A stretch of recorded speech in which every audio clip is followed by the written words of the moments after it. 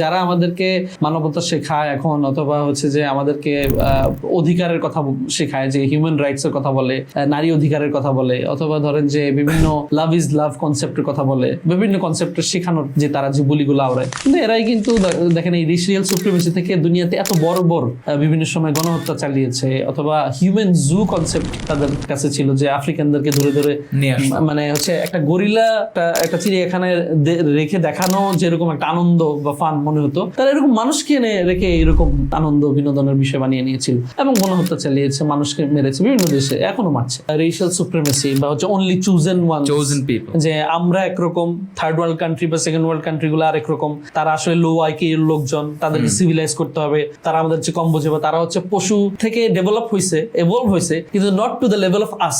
মানে তাদের ইভলভ যেটা হয়েছে ওইটাও হচ্ছে খুব মানে কি বলে এটাকে কোয়ালিটি তো অনেক আন্ডারডেভেলপড। অ্যাবিউজার হোক, সে মার্ডারার হোক, তাকে ভালো করা পসিবল। শেখ হাসিনার মতো লোককেও কি ভালো করা পসিবল, কারণ সে বিশ্বাস করে মানুষ ইনহেরেন্টলি ভালো, ভিতর থেকে ভালো। আসলে যিশুর যে পথ, এই পথ যদি আপনি চলেন, তাহলে আপনি আপনার যে ভেতরের যে ওই সিনটা, ওখান থেকে দূরীভূত হয়ে, অপসৃত হয়ে আপনি যিশুর সাথে মিলিত হতে পারবেন। যিশু আপনার পাপ বহন করে সব কি করছে, পৃথিবী থেকে বিদায় নিছে। এটা কিন্তু এক ধরনের করেন না কেন, আপনার জন্য প্যারাডাইজ মোটামুটি guaranteed if you believe in Jesus. Buddhism কিন্তু প্রাইমারিলি একটা ইন্ডিয়ান ফিলোসফি, যেহেতু বুদ্ধের জন্ম হচ্ছে ইন্ডিয়াতে, সো তার দৃষ্টিকোণ থেকে তিনি উপনিষদের মতো কোনো শাশ্বত আত্মায় বিশ্বাস রাখেন। বুদ্ধিজম দ্বারা জার্মান একজন ফিলোসফার, তিনি ট্রেমেন্ডাসলি প্রভাবিত হয়েছেন, ইনফ্লুয়েন্স হয়েছেন, তার নাম হচ্ছে শোপেনহাওয়ার, আর্থেন শোপেনহাওয়ার। তিনি কিন্তু এই পার্টটুকু রাখেন নাই যে মানুষের পক্ষে দুঃখ কষ্ট থেকে নিবৃত্তি পসিবল। আমরা যেটাকে সায়েন্টিফিক রেভলিউশন বলি না, যে মানুষ জানতে পারে সবকিছু, এইটাও কিন্তু ক্রিশ্চিয়ানিটির দান বা ধর্মের দান, যে মানুষের মধ্যে ক্ষমতা আছে। এই ক্ষমতাটা কে দিয়েছে, এটা এই প্রশ্ন হতে তারা যাবে না, কিন্তু ক্ষমতা যে দেওয়া হয়েছে এটাও কিন্তু ধর্মের দান। তো আমরা মডার্ন যুগের প্রথম যদি আসি, আমরা দেখবো যে ডেকার্টকে পাই আমরা। ডেকার্ট বলছেন যে ন্যাশনালিজমের যে মূল জনক, তিনি বলছেন যে মানুষ নিজের মধ্যে একটা গ্রেটার ফ্যাকাল্টি বহন করে, সেই ফ্যাকাল্টির নাম হচ্ছে আন্ডারস্ট্যান্ডিং পাওয়ার। মানুষ এর মাধ্যমে সত্য অর্জন করতে পারে, সত্য দেখতে পারে, সত্যের ভিউ পেতে পারে, সত্য উপলব্ধি করতে পারে। যেটা মানুষের জন্য দরকার সেটা হচ্ছে পর্যাপ্ত পরিমাণে শিক্ষা, প্রশিক্ষণ, গণিতের শিক্ষা, জ্যামিতির শিক্ষা, নৈতিকতার শিক্ষা, কোনো সময় একটু ধর্মের শিক্ষা। কিন্তু বেসিক্যালি মানুষকে ডিপেন্ডেন্ট হতে হবে কিসের উপর? বুদ্ধিমত্তার উপর। এই চুজেন পিপলের ধারণাই কিন্তু একসময় যে রেশিজম ধারণা পরিণত হয়েছে, যে আমরাই হচ্ছে চুজেন। তারা কি বলে, ঈশ্বর মাকড় জালের মতো একটা জাল সৃষ্টি করে রাখছেন, মায়ার জাল। তাদেরকে একটা মায়ার জাল সৃষ্টি করতে হবে, যেটাকে তারা বাস্তব জাল বলে। এই বাস্তব জাল থেকে সে কোনো সময় মুক্ত হতে না পারে, এবং তাদেরকে সর্বাঙ্গীন ভাবে আশীর্বাদ জয় রাখতে হবে। এই জনতা ইন্টেলেকচুয়াল হতে পারে, এই জনতা সামরিক হতে পারে, এই জনতা ইকোনমিক হতে পারে, সবকিছুর মূলে কিন্তু আছে হচ্ছে ইন্টেলেকচুয়াল কনভিকশন, যে আমরা কনসেপচুয়ালি প্রোগ্রেস করছি, এখন তো আমাদেরকে মেনে নাও। ইসলামকে অনেক বড় থ্রেট মনে করা, সাম্রাজ্যবাদের বিরুদ্ধে থ্রেট মনে করার অন্যতম একটা কারণ হচ্ছে Islam denies the whole principle of human independence, যে আমরা আসলে স্রষ্টা থেকে মুক্ত হয়ে দুনিয়াটাকে দেখতে পারবো, হিউম্যান বিংস কে দেখতে পারবো, এই কনসেপ্টেই বিশ্বাসী না। তো যখন এই জায়গাতেই বিশ্বাসী না, এবং তারা হচ্ছে যে এই পুরা দুনিয়াটাকে গডের একটা খিলাফতের একটা জায়গা মনে করে, এবং তারা লিড করার জন্য কিন্তু বারবার, এবং ইতিহাস আমরা দেখে এসেছি যে আমাদের যতদিন খেলাফত ছিল, সাম্রাজ্য ছিল, ইসলামী সাম্রাজ্য ছিল, তারা কিন্তু এই কনসেপ্টটাকেই ডমিনেন্ট কনসেপ্ট হিসেবে পুরা দুনিয়াতে প্রতিষ্ঠিত করেছে বা দেখিয়ে এসেছে, এবং এটার ফ্রুটও মানে বিভিন্ন সভ্যতা এবং বিভিন্ন গোষ্ঠী ফল ভোগ করেছে। কিন্তু বর্তমানের যে গডলেস সাম্রাজ্যবাদটা, সেকুলার সাম্রাজ্যবাদটা, তারা কিন্তু এই জায়গায় তাদের অপোনেন্ট হিসেবে আর কাউকে দেখেই না এক্সেপ্ট ইসলাম।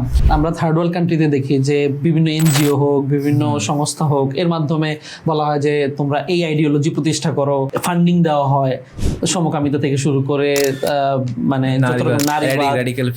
ফেমিনিজম থেকে শুরু করে যত রকমের মানে আইডিওলজিক্যাল মানব সৃষ্ট মতবাদ আছে। সো এইটা কিন্তু এখান থেকেই আসতেছে যে we are liberated from the shackles of religion and god, আমরা এনলাইটেন্ড হয়ে গেছি। তোমরা So, আমরা দুনিয়াকে লিড করতেছি, আমরা পাওয়ারে আছি, why don't you মানে কমপ্লিটলি accept our philosophy? এবং তুমি যদি accept না করো, আমি তোমাকে ইকোনমিক যেই কি বলে এটাকে প্রেসার দিব, আমি তোমাকে হচ্ছে তারা আসলে প্রেসার দিব, হাতেও মারতেছে ভাতেও মারতেছে। কার্ল মার্কস এসে বললেন যে আসলে হিউম্যান নেচার বলতে কিছু হয় না, এবং তিনি সবচেয়ে বড় যেই ডিস্টোরশনটা ঘটেছেন সেটা হচ্ছে তিনি মানুষের যে ইন্ডিভিজুয়াল সেলফ, এই ধারণাটাকেই তিনি পরিপূর্ণ মানে একদম ডিমিনিশ করে দিয়েছেন। কালেকটিভ লেভেলে তিনি বলছেন যে মানুষ আসলে একটা কালেকটিভ সেন্সে মানুষের আসলে কোনো ইন্ডিভিজুয়াল অস্তিত্ব আইডেন্টিটি বলতে কিছু নেই। আসসালামু আলাইকুম ওয়া রাহমাতুল্লাহ। সেলফ অ্যান্ড গড, আপন সত্তা এবং স্রষ্টাকে ঘিরে যত ধারণা এবং বিশ্বাস, এ নিয়ে আমরা একটি পডকাস্ট সিরিজ শুরু করেছি। প্রথম পর্বে আমরা আলাপ করেছিলাম যে সেলফ অ্যান্ড গডের যে ডিসকাশন, সেটা কেন অন্য সকল ডিসকাশনের তুলনায় সবচেয়ে বেশি গুরুত্বপূর্ণ। দ্বিতীয় পর্বে আমরা আলাপ করেছিলাম যে সেলফ অ্যান্ড গডের যে ডিসকাশন, সেটা কিভাবে হচ্ছে বিভিন্ন মানব সভ্যতার বিভিন্ন সময় তাদের যে প্রচলিত ধারণা এবং বিশ্বাস ছিল, সেগুলোর বিবর্তন নিয়ে আমরা আলাপ করেছি, একদম প্রাগৈতিহাসিক যুগ থেকে শুরু করে আধুনিক বা হচ্ছে প্রাক আধুনিক যুগ পর্যন্ত। তৃতীয় পর্বে, গত পর্বে আমরা আলাপ করেছিলাম যে সেলফ অ্যান্ড গডের যে ডিসকাশন, এর সাথে আসলে জ্ঞান তত্ত্ব বা এপিস্টেমোলজির সম্পর্ক কোথায়। এবং আজকে আমরা আলাপ করতে চাচ্ছি সেলফ অ্যান্ড গডের যে ডিসকাশন বা এর ধারণা, এর ব্যাপ্তি বা বিস্তৃতি, এগুলোর সাথে হিউম্যান নেচার বা মানব স্বভাবের আসলে সম্পর্ক কোথায়, এবং এর সাথে এর সম্পর্কটাকে ঠিক কোন দৃষ্টিতে দেখতে হবে। সো এই আলোচনার জন্য আজকে আমাদের সাথে আছেন হোসেন শাকিল ভাই। আসসালামু আলাইকুম ভাই, কেমন আছেন? আসসালামু আলহামদুলিল্লাহ। আলহামদুলিল্লাহ, আপনি কেমন আছেন? জি আলহামদুলিল্লাহ। সো শুরুতেই আপনাকে তাহলে এই ডিসকাশনটা দিয়ে শুরু করতে আহ্বান জানাচ্ছি যে সেলফ অ্যান্ড গডের যে ডিসকাশন, এর সাথে হিউম্যান সাইকোলজি মানে হিউম্যান নেচার, যে এই নেচারটাকে কিভাবে আসলে সম্পর্কিত করা হবে এবং আমরা কোন দৃষ্টিতে এর দিকে তাকাবো। বিসমিল্লাহ। হিউম্যান নেচার বলতে আসলে যেটা বোঝানো হয় সেটা হচ্ছে যে আপনার একটা মানুষ নিজেকে আসলে জগতের সাথে কীভাবে রিলেশনালভাবে মানুষ নিজেকে সংজ্ঞায়িত করে, এটা সামগ্রিক একটা চিত্র বা একটা আমব্রেলা কনসেপ্ট হচ্ছে হিউম্যান নেচার। এর মধ্যে সাইকোলজি আলোচনা আসতে পারে, এর মধ্যে কসমোলজিক্যাল আলোচনা আসতে পারে, এর মধ্যে নর্মেটিভ আলোচনা আসতে পারে। সো এটা একটা ফার্স্ট বিষয়। তো মূল বিষয় হচ্ছে যে আসলে মানব জাতিকে ইন্ডিভিজুয়ালি এবং সোশ্যালি, ইন্ডিভিজুয়ালি এবং হচ্ছে কিউমুলেটিভলি মানুষ নিজেকে কীভাবে ডিফাইন করে, যে মানুষ হচ্ছে এরকম। মানুষ যখন একত্রিত হয় সোশ্যালি, কিউমুলেটিভলি, তখন মানুষ এরকম আচরণ প্রদর্শন করে।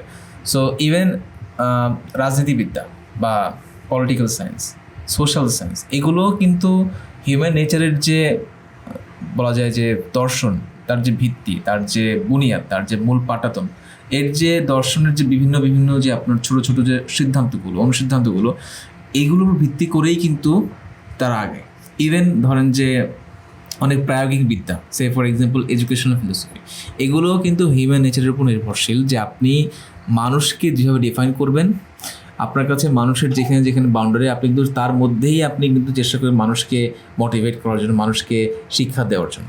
ঠিক আছে? সো হিউম্যান নেচারের আলোচনাটা আমাদের যে মূল যে টাইটেল সেলফ অ্যান্ড গড, এর যে প্রথম যে ওয়ার্ড সেলফ, বেসিক্যালি এটা নিয়ে আমাদের আলোচনা।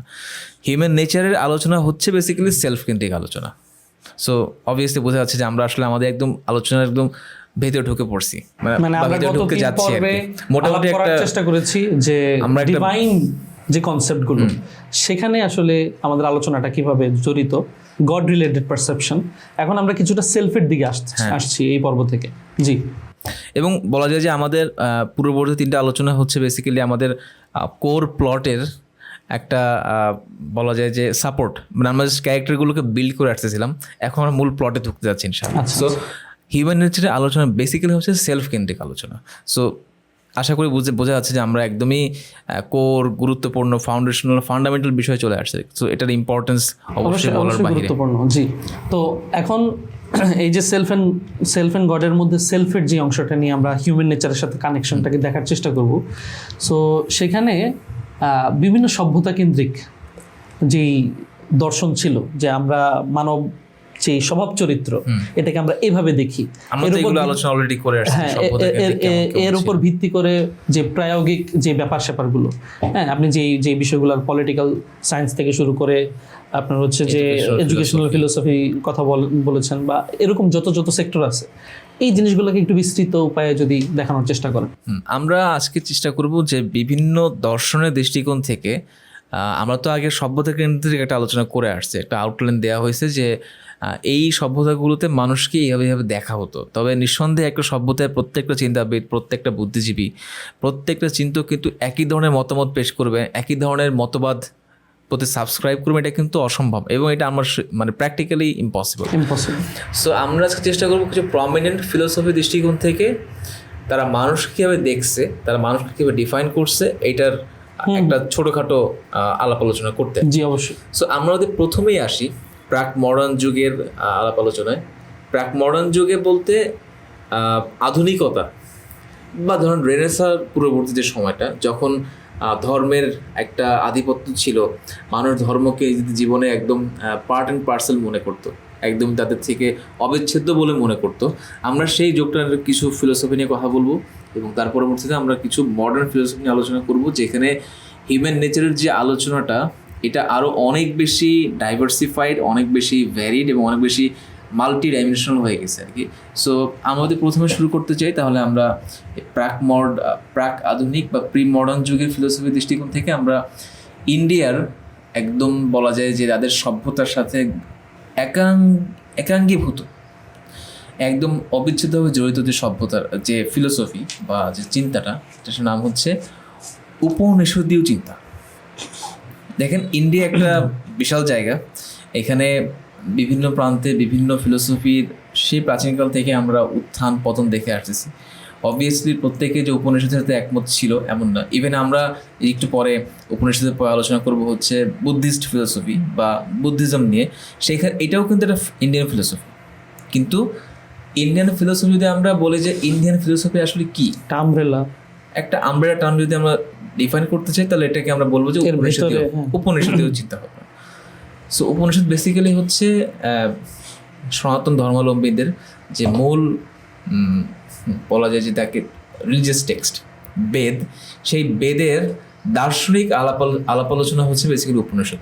ছোটো কথায় বলতে গেলে এখানে আলাপ আলোচনা করা হয় যে ট্রান্সেন্ডেন্টাল বিং, অর্থাৎ পরম ব্রহ্ম, তিনি কে, তার প্রকৃতি কি, তার স্বরূপ কি, তিনি পৃথিবীটাকে কীভাবে সৃষ্টি করছেন এবং তার সাথে মানুষের কি সম্পর্ক, মানুষের যে বিভিন্ন ফ্যাকাল্টি, এগুলো কীভাবে উৎপন্ন হয়েছে এবং সেগুলো কীভাবে হিন্দুদের বা উপনিষদের যে মূল যে লক্ষ্য মোক্ষ লাভ বা মোক্ষ লাভ, সেই মোক্ষ লাভের সাথে কীভাবে সম্পর্কিত, মানুষ কীভাবে মোক্ষ লাভ করবে এবং মানুষ কীভাবে চিন্তার মাধ্যমে, অভিচিন্তনের মাধ্যমে, বিভিন্ন আচার অভ্যাসের মাধ্যমে কিভাবে পরম ব্রহ্মের সাথে একীভূত বিলীন হয়ে যেতে পারে আর কি। এটা হচ্ছে উপনিষদের মূল উপজীব আলোচনাটা, সেইগুলো নিয়ে করে। এখন পরম ব্রহ্ম কী জিনিস? পরম ব্রহ্ম মানে হচ্ছে এমন এক সত্তা যাকে ধরা যায় না, ছোঁয়া যায় না, যাকে মানুষ হচ্ছে বর্ণনা দিয়ে বর্ণনা করতে পারে না।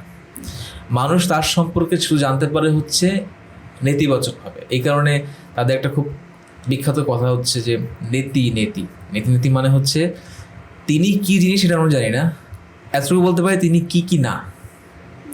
অর্থাৎ তিনি মানুষের মতো না, তিনি আমাদের মতো শোনেন না, তিনি আমাদের মতো দেখেন না, but he seize, he here's.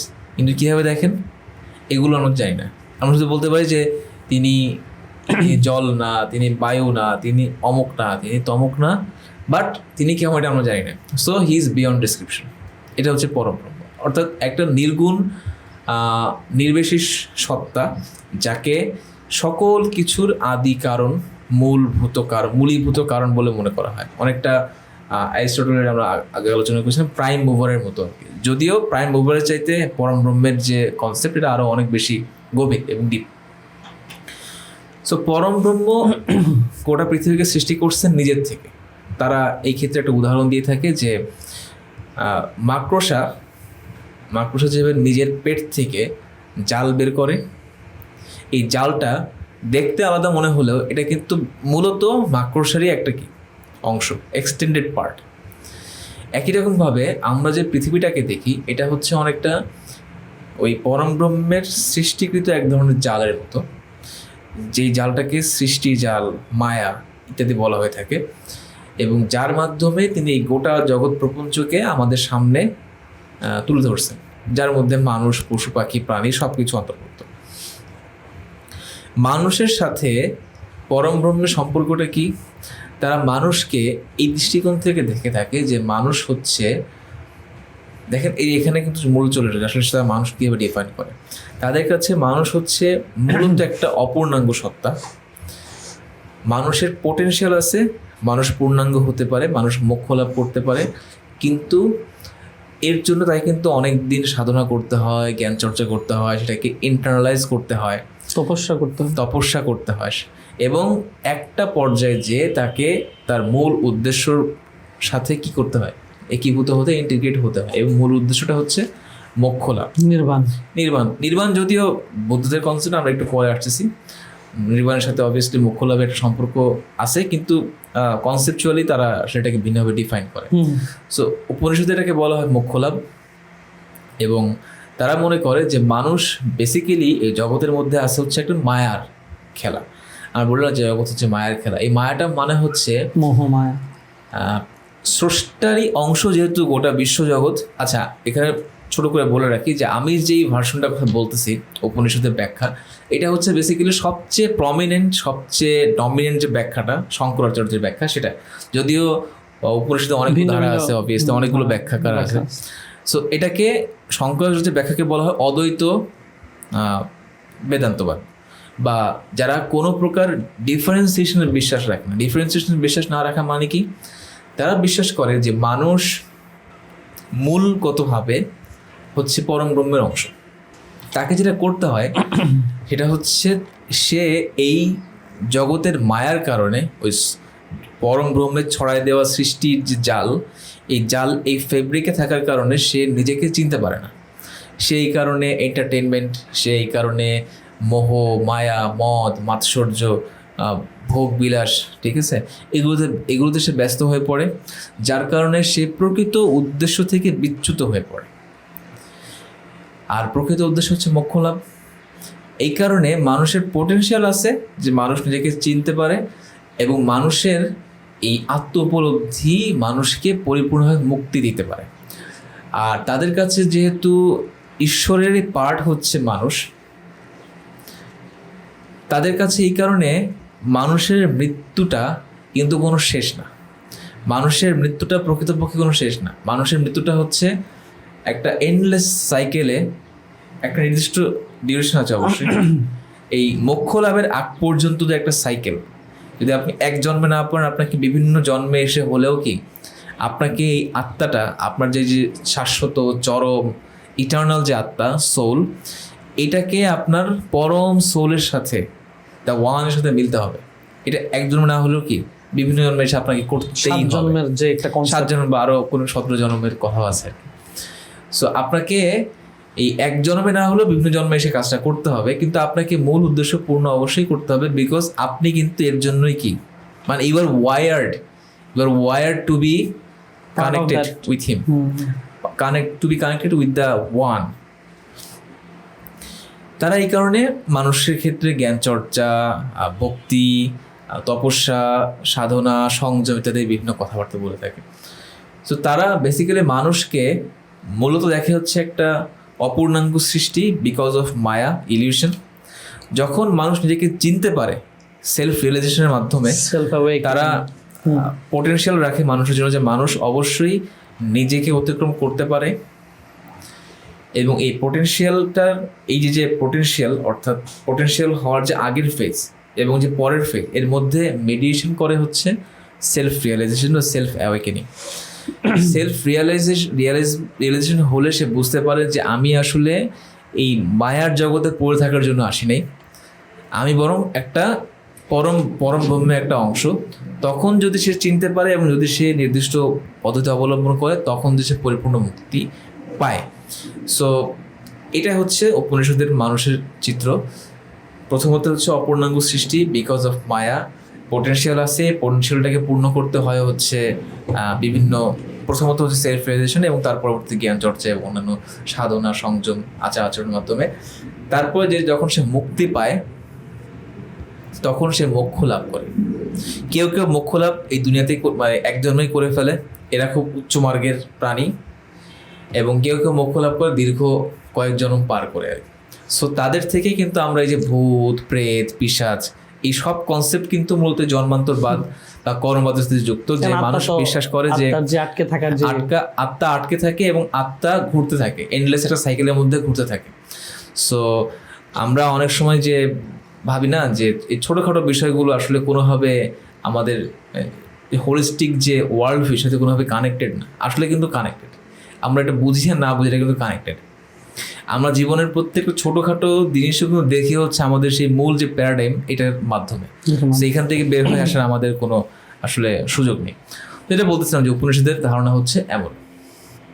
আচ্ছা, এরপরে আমরা আসবো হচ্ছে প্রি মডার্ন যুগের আরেকটা বড় দর্শন বা ধর্মকে নিয়ে, সেটা হচ্ছে ক্রিশ্চিয়ানিটি বা জুডিও খ্রিস্টান যে ধারণা মানুষের, স্পেশালি ক্রিশ্চিয়ানিটির কাছে মানুষ হচ্ছে বেসিক্যালি, যেহেতু তারা বিশ্বাস করে হচ্ছে ওই যে অরিজিনাল সিনে বা আদি পাপে আদম পাপ করছিলেন, আদম হাওয়া মিলে পাপ করছিলেন এবং তাদেরকে সেখান থেকে বিতাড়িত করা হয়েছে স্বর্গ থেকে, এবং তার পরবর্তীতে পৃথিবীতে আবার তারা সেখানে বসবাস করতেছে পৃথিবীতে। এবং আমরা তাদের দুজনের বেসিক্যালি সন্তান। তো এই যে ধারণাটা অরিজিনাল সিন, এটা কিন্তু তাদের হিউম্যান নেচারের ক্ষেত্রে অনেক বড় একটা ফান্ডামেন্টাল থ্রেশহোল্ড। কীভাবে মানুষ ইনহেরেন্টলি ভালো না খারাপ, এটা কিন্তু হিউম্যান নেচারে অনেক বড় একটা ফান্ডামেন্টাল কোয়েশ্চেন, অনেক বড় একটা কোয়েশ্চেন। আপনি যদি বিশ্বাস করেন যে মানুষ ফান্ডামেন্টালি খারাপ, আপনি ভাববেন যে তাকে হাজার ওষুধ দেওয়া হোক, তাকে শিক্ষা দেওয়া হোক, প্রশিক্ষণ দেওয়া হোক, তাকে ভালো রাখা হোক, ভালো পড়তে দেওয়া হোক, ভালো কাপড় চোপড় দেওয়া হোক, আপনি তাকে ভাববেন, তাকে নার্চার করা হোক। সবসময় ভাববেন কি সাসপেক্টিভ দৃষ্টিকোণ থেকে দেখবেন যে সাসপিশন আপনি তাকে তার সবসময় ব্যাপারে বজায় রাখবেনই, কারণ ভাববেন যে সে তো আসলে ইনকরিজিবল, মানে তাকে সে হচ্ছে সংশোধনের বাহিরে। তাকে সাময়িকভাবে কি করতে পারবেন, তাকে আপনি ভুলে রাখতে পারবেন বাচ্চাদের মতো, শিশুদের মতো, কিন্তু তাকে হোলিস্টিক্যালি আপনি চেঞ্জ কখনো করতে পারবেন না, কারণ তার মূলটা হচ্ছে খারাপ। আবার যদি আপনি ভাববেন যে মানুষ মূলত ভালো, তাহলে আপনি ভাববেন যে তাকে সে হাজারো খারাপ হোক, সে ভায়োলেন্ট ক্রিমিনাল হোক, সে সাইকোপ্যাথ হোক, সোশিওপ্যাথ হোক, ঠিক আছে, সে অ্যাবিউজার হোক, সে মার্ডারার হোক, তাকে ভালো করা পসিবল।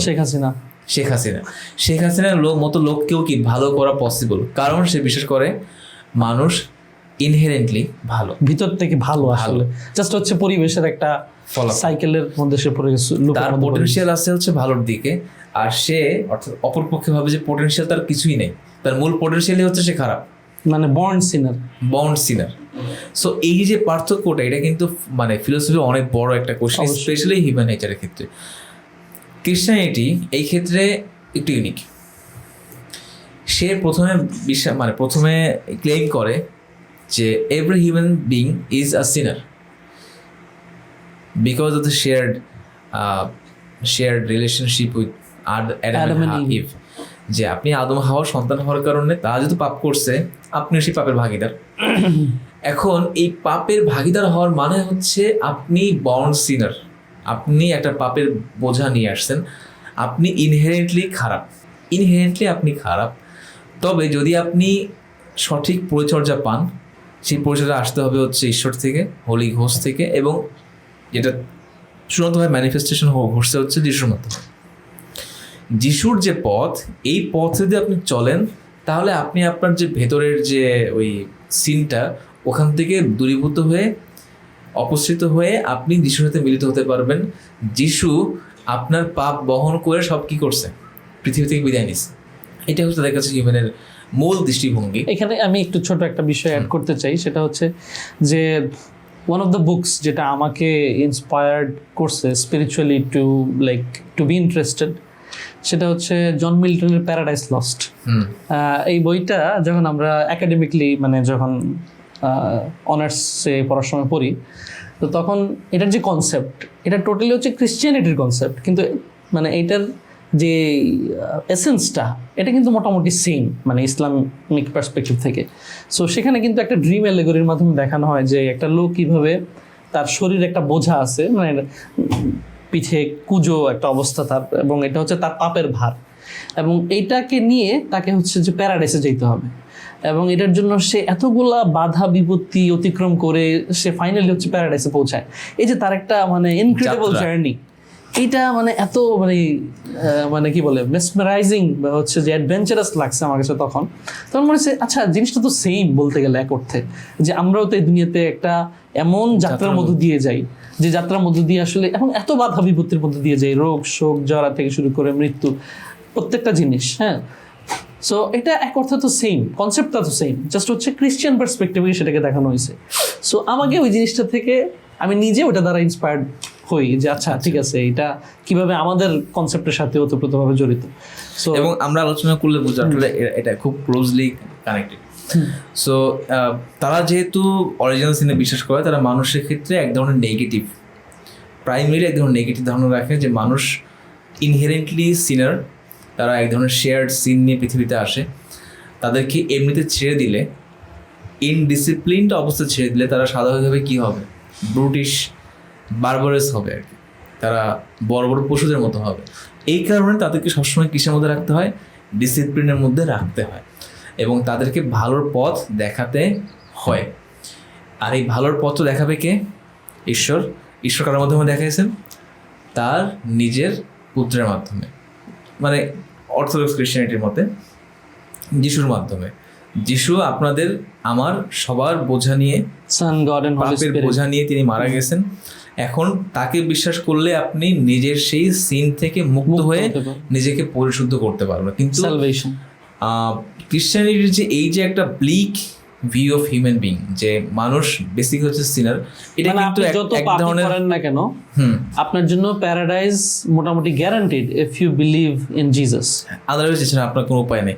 আর মানুষ নিজে থেকে কোনোভাবে ইন্টারনালি মানুষের মধ্যে এমন কোনো মোটিভেশন নাই, মানুষের মধ্যে এমন কোনো সিস্টেম নাই যে সিস্টেমটা তাকে কোনোভাবে হেদায়েতের কাছে নিয়ে আসতে পারে, গাইডেন্সের কাছে নিয়ে আসতে পারে। এখানে একটু পার্থক্যের বিষয়টা, যে যেমন আমাদের কনসেপ্টে বলা হয় যে আমরা যত পাপই করি না কেন এটা থেকে বের হয়ে আসতে হবে এবং পরিপূর্ণরূপে নিজেকে পরিশুদ্ধ করে নিতে হবে। এই যে আমাদের যে রিপেন্টেন্স, সেটাকে অ্যাকসেপ্টেবল করার জন্য হলো আমাদেরকে পরিশোধনের একটা ব্যাপার আছে। তাদের কনসেপ্টটা হচ্ছে যে ফাদারের কাছে গিয়ে বলা হোক, মানে জিনিসটা উপস্থাপন করা হোক, বা জিসাসের উপর বিলিভ রাখা হোক, কিন্তু এই পরিশোধনের যে সিস্টেমটা সেটা নিয়ে এত বেশি তাদেরকে মোটিভেট করা হয় না। এবং পরিশোধন সিস্টেম থাকলেও ওটাকে বলা হয় হচ্ছে আপনি যিশুর কাছে ফিরে যাচ্ছেন। কিন্তু আমাদের এখানে বলা হয়, আমরা এটা একটু আলোচনা করবো ইনশাল্লাহ, আমাদের কাছে বলা হয় ফিরে আসা। তবে অর্থ হচ্ছে কি ফিরে আসা, কিসের দিকে ফিরে আসা? মানুষের ফিতরাতের দিকে, মানুষের মূল আদি যে অকৃত্রিম যে স্বভাব, সেখানে দেখার যে একটা দৃষ্টিভঙ্গি, এটাই কিন্তু আমাদের শব্দটার মাধ্যমে কিন্তু গোটা ওয়ার্ল্ড ভিউটা আমাদের প্রজেকশন হচ্ছে, যে আমরা এটাকে মানুষ বর্ন সিনার না, মানুষ বর্ন খারাপ ভাবে আমরা দেখি না মানুষকে। মানুষ বেসিক্যালি ভালো, কিন্তু মানুষের মধ্যে বিভিন্ন কারণে কোন কারণে আমরা এটা বিস্তৃত শেষের দিকে আলাপ করব। এখানে একটা ছোট আমরা জাস্ট নোট দিয়ে রাখলাম, যেটা আসলে একটা শব্দ, একটা বাক্য কিন্তু অনেক সময় আপনার গোটা ওয়ার্ল্ড ভিউকে কিন্তু প্রেজেন্ট করতে পারে। এই ছোট একটা ওয়ার্ডের মাধ্যমে আমরা দেখতে পাচ্ছি।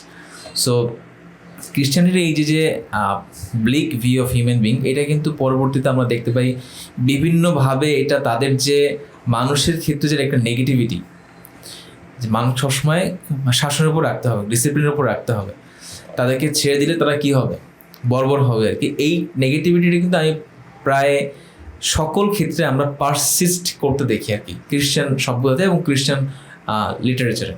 যদিও আমরা দেখতে পাই যে কেউ সেটাকে বলার চেষ্টা করছে না, ক্রিশ্চিয়ানিটিতে এক ধরনের পজিটিভিটি আছে, তারা মানুষের ক্ষেত্রে এক ধরনের পজিটিভ ভিউ রাখে যে হ্যাঁ ঠিক আছে মানুষ এমনি ভালো। কিন্তু আপনি সত্যিকার অর্থে টেক্সচুয়াল দেখেন এবং ডমিনেন্ট যে ভিউ দেখেন, স্পেশালি রোমান যে পোপদের যে বলা যায় যে কি বলা যায় এটাকে সিস্টেম, পেপল সিস্টেম, যেটা এই দৃষ্টিকোণ থেকে দেখলে অবভিয়াসলি তারা মানুষকে খারাপ হিসেবে দেখে আর কি, এবং তার নারীদেরকে তো আসলে নারী মানুষ হিসেবে গণ্য করে না। ইভেন তাদের মধ্যে এটা নিয়ে বিতর্ক হয়েছে যে আদতে নারী কি মানুষ না অন্য কিছু, ইভেন হ্যাঁ হিউম্যান বিং মানুষ, তারা কি মানুষ নাকি শয়তানের কাছাকাছি একটা অর্ধ সাব সেটানিক কোন বিং।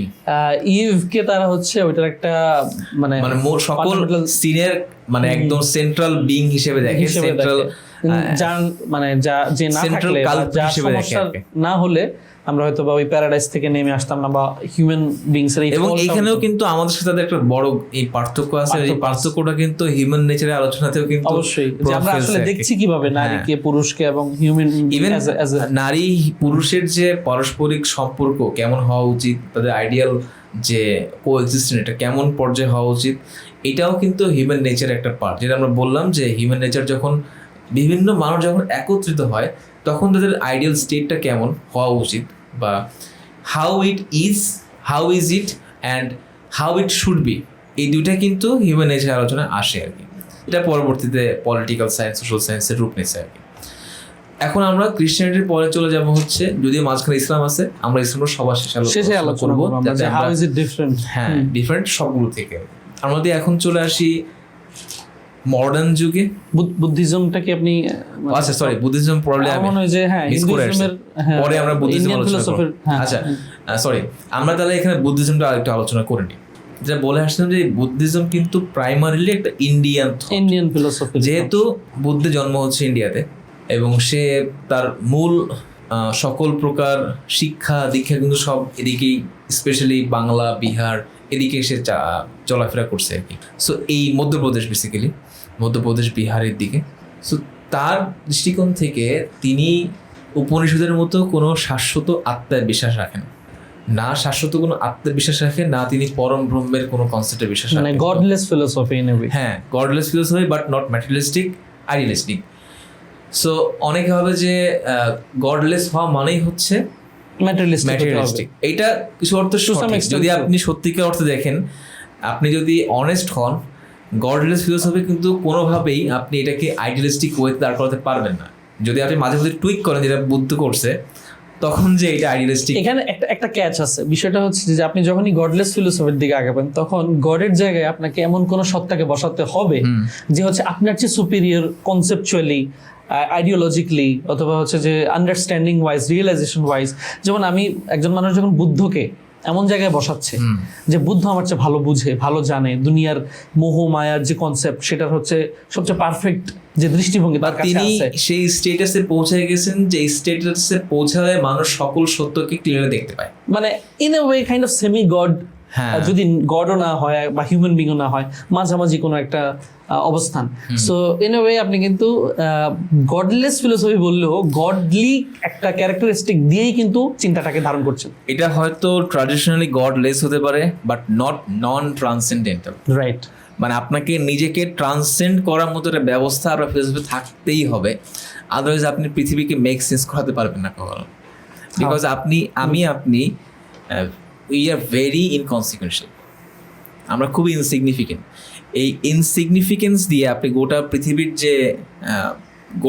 যে প্রপঞ্চ ফেনোমেনন আপনি এটা কখনোই ব্যাখ্যা করতে পারবেন না। যাই হোক, এটা বিনা আলোচনা। সো আমরা কথা বলছিলাম বুদ্ধকে নিয়ে। সো বুদ্ধ বলছেন যে উপনিষদের দৃষ্টিকোণ থেকে তিনি শাশ্বত আত্মাকে মানেন না। শাশ্বত আত্মাকে যেহেতু মানেন না, তার মানে হচ্ছে পরম ব্রহ্মের কনসেপ্ট তার কাছে দুর্বল, এবং তিনি এই বিষয়ে খুব বেশি কথাবার্তা বলতেন না।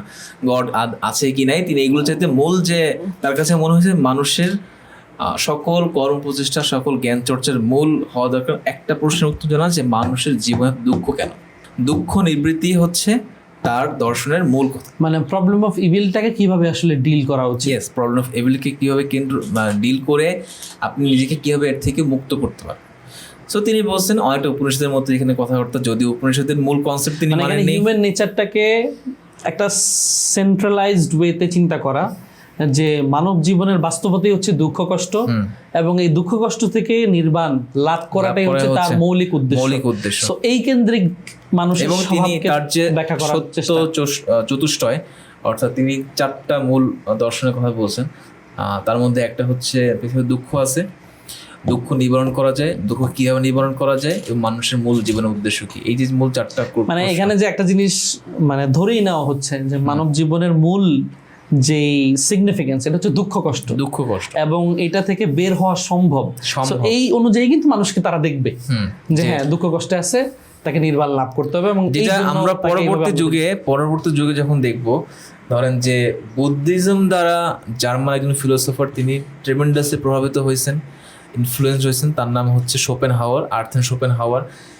তিনি কিন্তু এই পার্টটুকু রাখেন নাই যে মানুষের পক্ষে দুঃখ কষ্ট থেকে নিবৃত্তি পসিবল।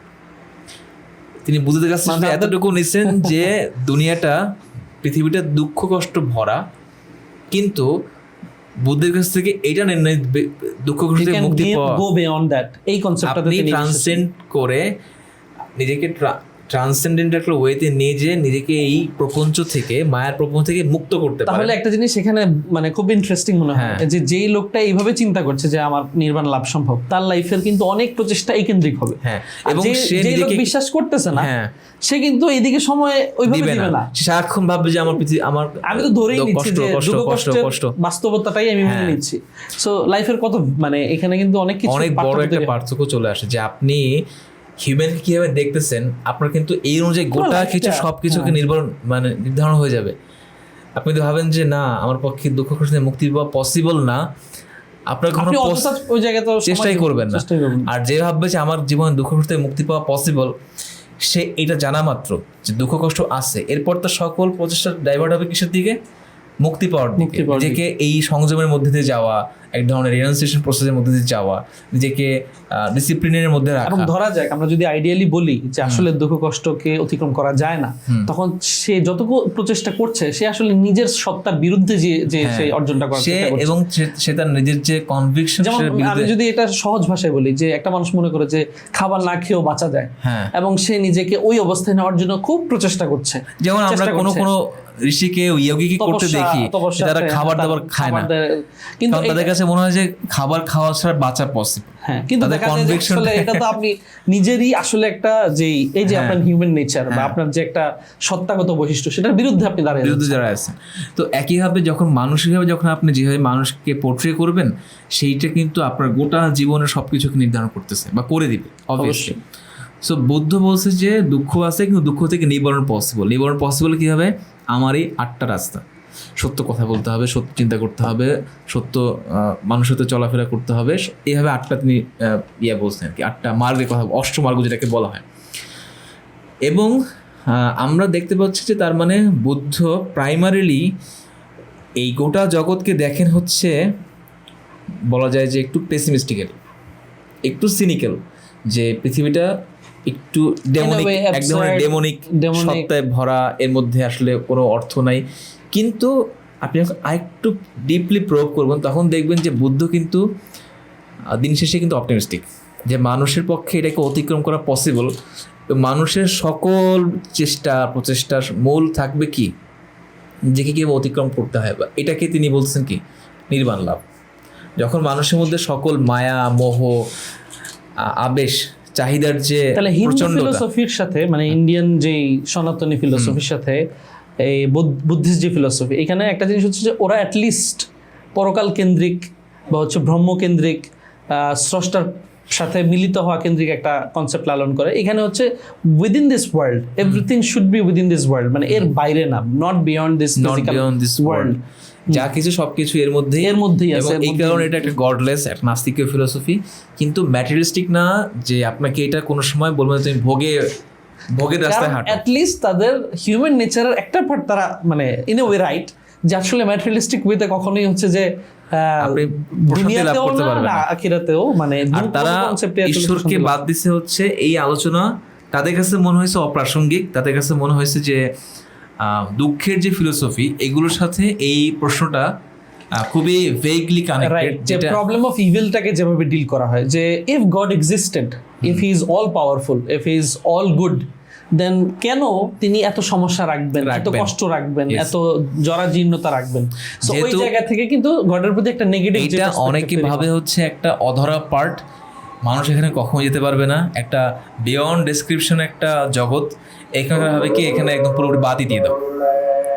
কিন্তু এটা কিন্তু এমন না যে তারা মানুষকেও ওই যে নিজে থেকে মুক্ত হওয়া, দেখেন গডলেস মানে আপনি কনসেপচুয়ালি বলতে পারেন যে আমি গডকে মানি না, কিন্তু এই যে নিজেকে যে অতিক্রমণের ইচ্ছা, ট্রান্সেন্ডেন্স করার ইচ্ছা, নিজেকে অতিক্রম করে একটা ভিন্ন জায়গায় নিয়ে যাওয়ার যে ইচ্ছা, এটাও কিন্তু গডলেস মানে গড সেন্ট্রিক ফিলোসফিরই কিন্তু একটা দান। মানে এখানে কিন্তু আপনি গডকে না মানেন, জাস্ট ওইটার অনুসারী থেকে মানতেছেন, মানে যেটা বুদ্ধের ক্ষেত্রে এটা হয়েছে। থেকে ইন্টারেস্টিং একটা জিনিস ফাইন্ড আউট করা যায় যে no matter how you approach towards life, আপনাকে অবশ্যই এই যে ম্যাটেরিয়ালিস্টিক বা ফিজিক্যাল ওয়ার্ল্ড এটার বিয়ন্ড একটা কিছু আপনাকে সবসময় টানে, আপনাকে টানে, এবং সেই জিনিসটাকে এক একজন এক একভাবে দেখার বা দেখানোর চেষ্টা করেছে। কিন্তু এটা প্রমাণ করে যে আপনি কখনো এটাকে এই যে ইচ্ছাটা, এই যে চাহিদাটা যে আমি নিজেকে মুক্ত করবো কোনো কিছু থেকে, কিছু থেকে মুক্ত করবো, এটা হয়তো সে ভালো মতো বোঝে না, কিন্তু সে মুক্ত করতে চায়। এটা কিন্তু মানুষের একদম ফিতরাতি একটা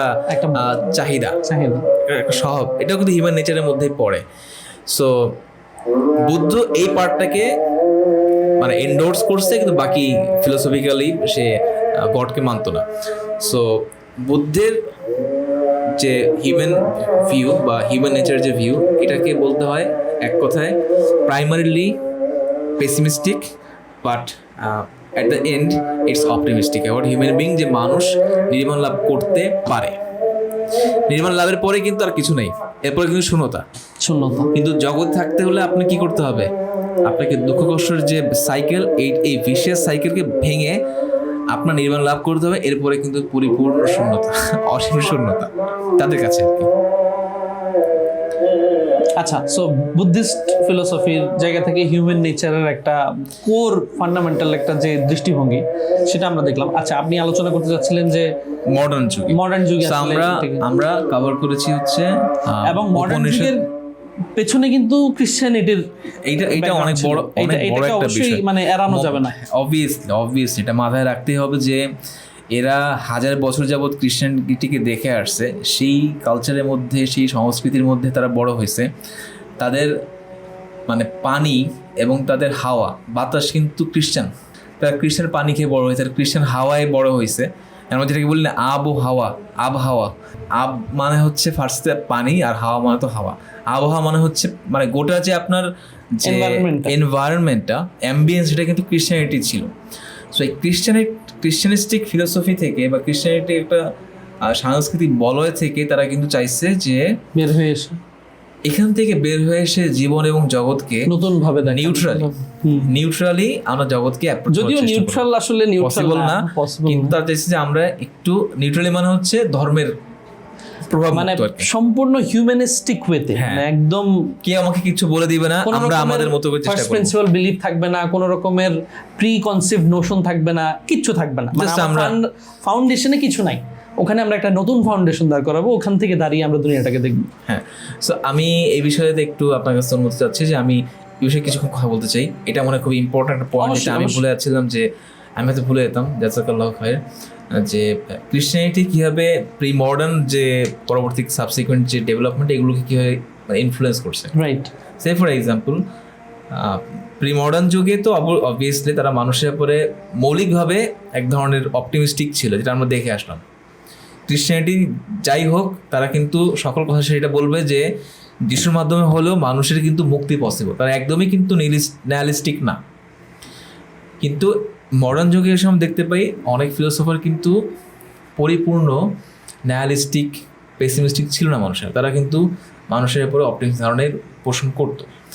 সো মানুষের উপরে অপটিমিস্টিক ধারণা করা, যে মানুষ নিজের যে সকল ইনকনসিস্টেন্সিস, এরপর হচ্ছে মানুষ সকল লিমিটেশনসকে মানুষ নিজেকে অতিক্রম করতে পারে, এটাও কিন্তু স্বয়ং ক্রিশ্চিয়ানিটির দান, ধর্মের দান। এটা কিন্তু ধর্মের দান, প্রথম কথা হচ্ছে এটা। দ্বিতীয় কথা হচ্ছে যে সেই সময় একটা বড় কনসেপ্ট ছিল হচ্ছে র্যাশনালিজম, বা যেখানে বলতে পারি যে মানুষ নিজের মধ্যে এমন এক ধরনের গ্রেটার ফ্যাকাল্টি ধারণ করে, যেটার মাধ্যমে সে সব কিছু করতে পারে জগতের। তার নাম হচ্ছে আন্ডারস্ট্যান্ডিং পাওয়ার বা র্যাশনালিস্ট, মানে র্যাশনাল। তো এই যে মানুষের মধ্যে একটা বড় শক্তি, বুদ্ধিমত্তা, লজিক, এগুলোর মাধ্যমে মানুষ সত্য অর্জন করতে পারে, সত্য দেখতে পারে, সবকিছুকে ব্যাখ্যা করতে পারে। মানুষের জন্য যেটা প্রয়োজন সেটা হচ্ছে সময় দেওয়া এবং এর পিছনে স্টাডি করা। ইট কুড বি মিলিয়ন, কিন্তু মানুষের মধ্যে পটেনশিয়ালিটি আছে যে মানুষ এই যে মানুষকে দেখারও যে এই দৃষ্টিভঙ্গিটা, এটা কিন্তু মানুষের are capable of discovering every kind of truth, এটাও কিন্তু হিউম্যান নেচারের একটা পার্ট, যে না সবকিছু ডিসকভারেবল না। হ্যাঁ, আপনি যেভাবে মানুষকে দেখবেন আপনার কাজকর্ম কিন্তু আপনার মোটিভেশন কিন্তু ঠিক সেভাবে দৌড়াবে। রাইট। ইভেন আমরা যেটাকে সায়েন্টিফিক রেভলিউশন বলি না, যে মানুষ জানতে পারে সবকিছু, এইটাও কিন্তু ক্রিশ্চিয়ানিটির দান বা ধর্মের দান, যে মানুষের মধ্যে ক্ষমতা আছে। এই ক্ষমতাটা কে দিয়েছে সেটা এই প্রশ্ন হতে তারা যাবে না, কিন্তু ক্ষমতা যে দেওয়া হয়েছে এটাও কিন্তু ধর্মের দান। যেমন বৌদ্ধ উপনিষদ থেকে ধারণা নিচ্ছে যে মানুষ নিজেকে মুক্ত করতে পারে, কিন্তু গডকে বাদ দিয়ে। ক্রিশ্চিয়ানিটির পরবর্তীতে আধুনিকতাবাদও কিন্তু কি করছে, ক্রিশ্চিয়ানিটি থেকে অনেক ধারণা নিয়ে নিছে, একদম বেসিক টেনেটস গুলো নিয়ে নিছে, without mentioning god or without mentioning Bible or scriptures। মানে একদম গডলেস যে ফিলোসফি, সেটাও হচ্ছে যে গডলি ফিলোসফির থেকে পরিপূর্ণ মুক্ত না, ইনফ্লুয়েন্স, অবশ্যই হেভিলি ইনফ্লুয়েন্সড। এবং এটা মডার্ন যুগের ক্ষেত্রে খুব ভালোভাবে বলা যায়। সো আর মডার্ন যুগের প্রথম যদি আসি, আমরা দেখবো যে ডেকার্টকে পাই আমরা। ডেকার্ট বলছেন যে র্যাশনালিজমের যে মূল জনক, তিনি বলছেন যে মানুষ নিজের মধ্যে একটা গ্রেটার ফ্যাকাল্টি বহন করে, সেই ফ্যাকাল্টির নাম হচ্ছে আন্ডারস্ট্যান্ডিং পাওয়ার। মানুষের মাধ্যমে সত্য অর্জন করতে পারে, সত্য দেখতে পারে, সত্যের ভিউ পেতে পারে, সত্যের উপলব্ধি করতে পারে। এটা মানুষের জন্য দরকার, সেটা হচ্ছে পর্যাপ্ত পরিমাণে শিক্ষা, প্রশিক্ষণ, গণিতের শিক্ষা, জ্যামিতির শিক্ষা, নৈতিকতার শিক্ষা, কোনো কোনো সময় একটু ধর্মের শিক্ষা। কিন্তু বেসিক্যালি মানুষকে ডিপেন্ডেন্ট হতে হবে কিসের উপর? বুদ্ধিমত্তার উপর, কোনো রিভিল্ড স্ক্রিপচারের প্রতি না। তাদের ওই সময় বেসিক চেষ্টাটা কি ছিল? তা চাচ্ছিল যে রিভিল্ড স্ক্রিপচার থেকে বের হয়ে নিজের মতো করে জগৎটাকে দেখা। তারা কিন্তু প্রথমে প্রাইমারিলি একটা ফ্রিডম, মানে এক ধরনের ফ্রিডম হিসেবে করার চেষ্টা করছে, যে হ্যাঁ আমরা কোনো কিছু দ্বারা লিমিটেড না, স্কলাস্টিক টিউটলেস, তাদের যে ধরা বাঁধা যে নিয়ম, এগুলো থেকে বের হয়ে, কারণ তারা দেখলো যে বিভিন্ন যে নতুন নতুন যে আবিষ্কার হচ্ছে সেগুলোর সাথে স্ক্রিপচার একটা বড় সংঘর্ষ হচ্ছে, কনফ্লিক্ট হচ্ছে। স্পেশালি অ্যারিস্টটলিয়ান লিটার যে আপনার স্ক্রিপচারাল যে ব্যাখ্যাগুলো, স্কলাস্টিসিজম যেটা কোনো বলি, এইটার সাথে নতুন নতুন বিভিন্ন আবিষ্কারের কি হচ্ছে, কনফ্লিক্ট দেখা যাচ্ছে। তারা ভাবলো যে যেহেতু কনফ্লিক্ট দেখাই যাচ্ছে, তার মানে আমরা কি করি, স্ক্রিপচারকে বাদ দিয়ে, নট গড, প্রাইমারিলি গডকে তারা বাদ দিতে চায়নি। দেখেন যে জন লক এমপিরিসিজমের জনক, মানে যাদেরকে বর্তমান এথিজমের জনক হিসেবে চিন্তা করা, তারা কিন্তু কেউই, তারা নিজেরা কিন্তু আবার কেউ নাস্তিক ছিল না। জন লক ছিল না, ডেকার্ট ছিল না।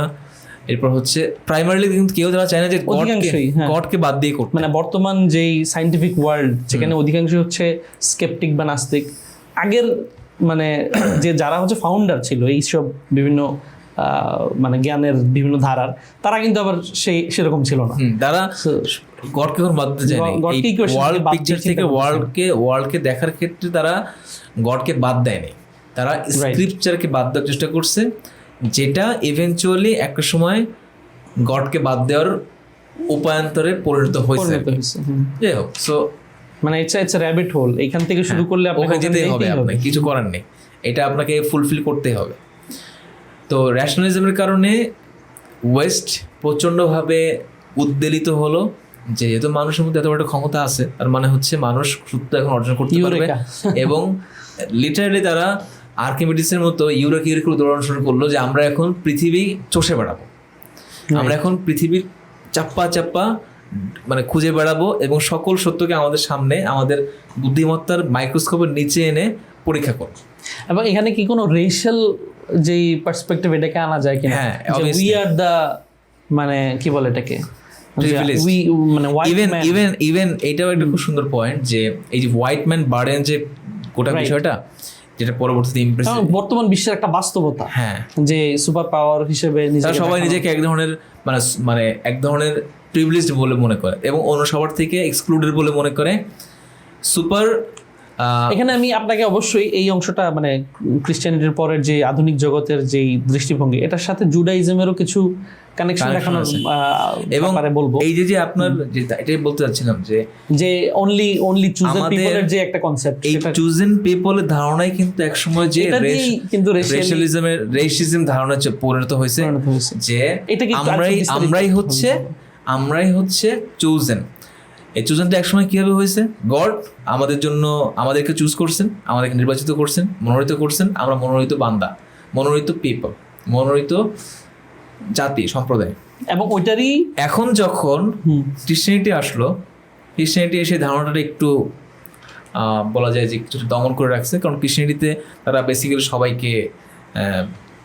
সবাইকে গ্রহণ করতে চায়, যেটা জুডাইজম করতে চায় না।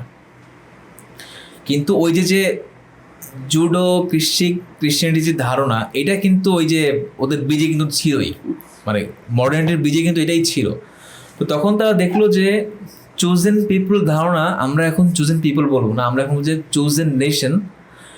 কারণ আমরা দেখতেছি সাদা লোকেরা জ্ঞান বিজ্ঞান চর্চা করে, ওরা ফিলোসফি জানে, ওরা বিজ্ঞান চর্চা করে, ওরা পৃথিবী দেখার চেষ্টা করতেছে। এবং সবচেয়ে বড় কথা হচ্ছে ওরা মানুষকে হাজার বছরের যে শৃঙ্খল সেটা থেকে বের করে আনা, যে ধর্মের শেকল, যে আপনাকে এই ধর্ম দিয়ে জগৎ দেখা করলে হবে না, ধর্ম ছাড়া গডলেস ভাবে বা গডকে মেনশন না করে, গডকে এই পিকচারে একটা কর্নারে, মার্জিনাল কর্নারে রেখে বাকিটা নিজের মতো করে ব্যাখ্যা করা, এই যে একটা রেভলিউশনের যে একটা প্রজেক্ট, এটা কিন্তু দ্য গড অফ মানে আওয়ারসেলভস, নিজের ডেস্টিনি নিজে ক্রিয়েট করা। এন্টারটেইনমেন্ট এটা একটা বড় ইয়া ছিল যে নিজের এই পৃথিবীটাকে একটা জান্নাত, এই জান্নাতটাকে এখন নিজের হাতে আমাদের তৈরি করতে হবে, নিজের চিন্তাভাবনা কিন্তু যে আপনার প্রযুক্তি সেগুলো দ্বারা।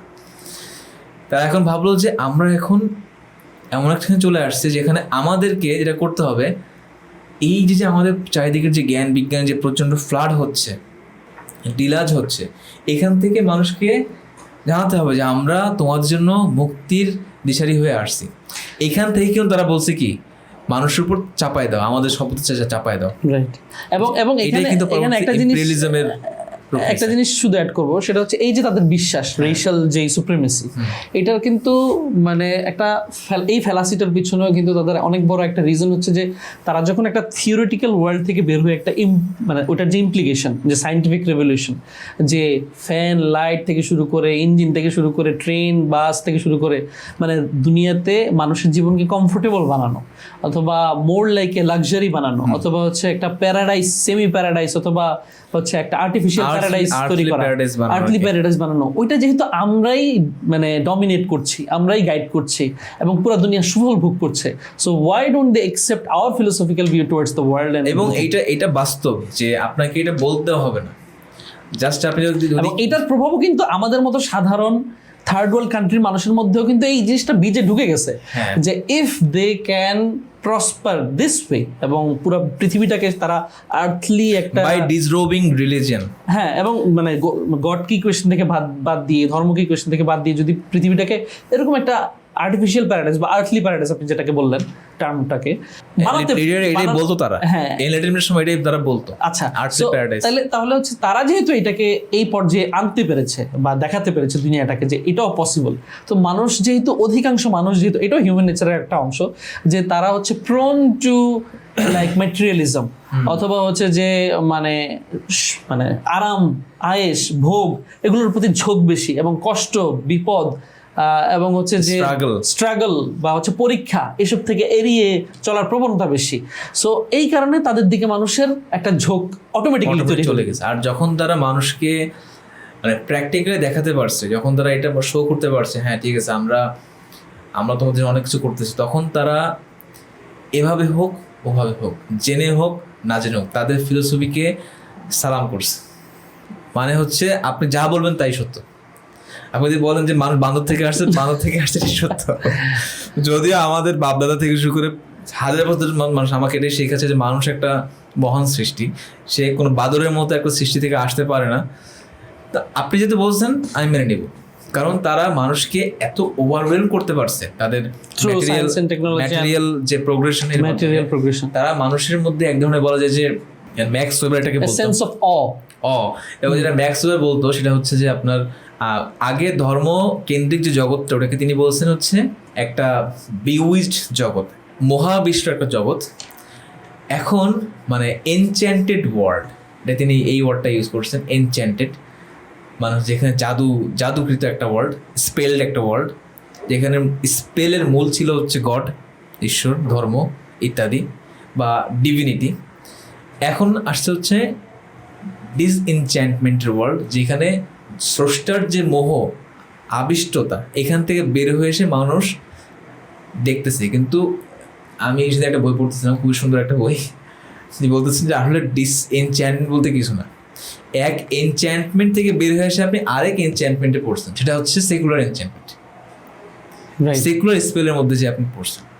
এবং এই সেকুলার স্পেলের মূল সূত্রপাতটা হচ্ছে তারা মানুষকে যেভাবে দেখা শুরু করছে, আমরা আমাদের আলোচনায় ফিরে আসতে হবে, তারা মানুষকে যেভাবে দেখা শুরু করছে এখান থেকেই কিন্তু তারা বেসিক্যালি পরিবর্তনের সূত্রপাতটা শুরু করতে পারছে। যে হ্যাঁ, যখন আপনি মানুষকে দেখার দৃষ্টিভঙ্গি মানুষের সামনে ভিন্নভাবে প্রেজেন্ট করতে পারবেন এবং উইথ সো মাচ কনভিকশন, তখন কিন্তু মানুষ, হ্যাঁ ইভেন প্র্যাকটিক্যাল ইমপ্লিকেশনের মাধ্যমে, তখন মানুষ বিশ্বাস করতে বাধ্য হবে যে আচ্ছা ঠিক আছে, আমরা যদি তাহলে ভুল জানতাম, আমাদের এখন শুধরে আসার সময় হয়েছে।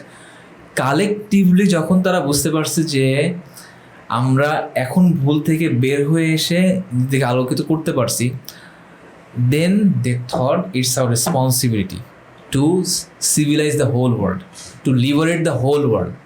এইখান থেকে কিন্তু ইম্পেরিয়ালিজমের যে কনসেপ্ট, এই যে বর্তমান বাস্তবতা, মানে এই যে আমরা থার্ড ওয়ার্ল্ড কান্ট্রিতে দেখি যে বিভিন্ন এনজিও হোক, বিভিন্ন সংস্থা হোক, এর মাধ্যমে বলা হয় যে তোমরা এই আইডিওলজি প্রতিষ্ঠা করো, ফান্ডিং দেওয়া হয়, সমকামিতা থেকে শুরু করে মানে নারীবাদ, ফেমিনিজম থেকে শুরু করে যত রকমের মানে আইডিওলজিক্যাল মতবাদ, হ্যাঁ মানব সৃষ্ট মতবাদ আছে।